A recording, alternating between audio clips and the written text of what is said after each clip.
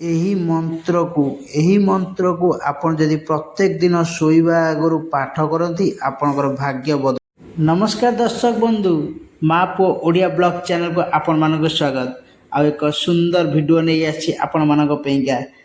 ଯାହା ବି କିଛି ଆପଣ ମନରେ ମାନସିକ କରନ୍ତି ତାହା କିଛି ବି ଫଳ ଫଳୁନି, କିଛି ବି ପୂର୍ଣ୍ଣ ହେଉନି, କିନ୍ତୁ ଏହି ଉପାୟ ଥରେ କରନ୍ତୁ, ଦେଖିବେ ନିଶ୍ଚିତ ଭାବେ ପୂର୍ଣ୍ଣ ହେବ। ଏହି ମନ୍ତ୍ରକୁ ଥରେ ପଢ଼ନ୍ତୁ, ଦେଖିବେ ଆସ୍ତେ ଆସ୍ତେ ଆପଣଙ୍କର କେମିତି ଉନ୍ନତି ହେବ, କେମିତି ଆପଣ ଉପରକୁ ଉଠିବେ। ରାତାରାତି ଆପଣଙ୍କ ଭାଗ୍ୟର ତାଲା ଖୋଲିବାକୁ ଯିବ।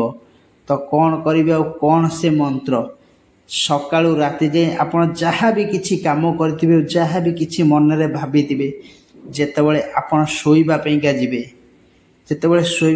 ଯିବେ, ଗୋଡ଼ ହାତ ଶୁଦ୍ଧ ହୋଇକି ଦୁଇ ହାତ ଯୋଡ଼ି ମହାଦେବଙ୍କ ଆଗରେ ଏହି ମନ୍ତ୍ରଟିକୁ ପ୍ରତ୍ୟେକ ଦିନ ପଢ଼ନ୍ତୁ।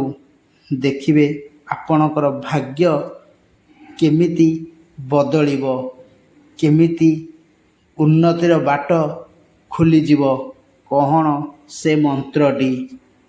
ଓମ୍ ସଦା ଭବାନୀ, ଡାହିନେ ଗୌରୀ ପୁତ୍ର ଗଣେଶ, ପଞ୍ଚୋଦେବ ରକ୍ଷା କରୋ। ଏହି ମନ୍ତ୍ରକୁ ବାରମ୍ବାର ଆପଣ ପାଠ କରନ୍ତୁ, ଦେଖିବେ କେମିତି ଆପଣଙ୍କର ଉନ୍ନତି ହେବ। ପ୍ରତ୍ୟେକ ଦିନ ଶୋଇବା ଆଗରୁ ଏହି ମନ୍ତ୍ରକୁ ଜପ କରନ୍ତୁ। ଓମ୍ ସଦା ଭବାନୀ, ଡାହିନେ ଗୌରୀ ପୁତ୍ର ଗଣେଶ, ପଞ୍ଚୋଦେବ ରକ୍ଷା କରୋ।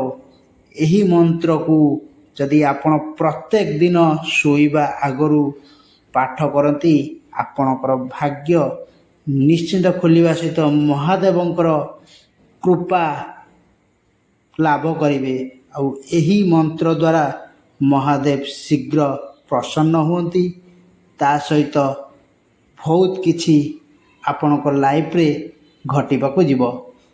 ଯଦି ଆପଣ ଏହି ଭିଡ଼ିଓକୁ ଭଲ ପାଉଥିବେ, ଭଲ ଲାଗିଥିବ, ନିହାତି ଭାବେ ଲାଇକ୍ ସେୟାର କମେଣ୍ଟ କରିବେ। କମେଣ୍ଟରେ ହର ହର ମହାଦେବ ଲେଖିବାକୁ ଜମାରୁ ବି ଭୁଲିବେ ନାହିଁ। ରହିଲି ସାଙ୍ଗମାନେ, ହର ହର ମହାଦେବ।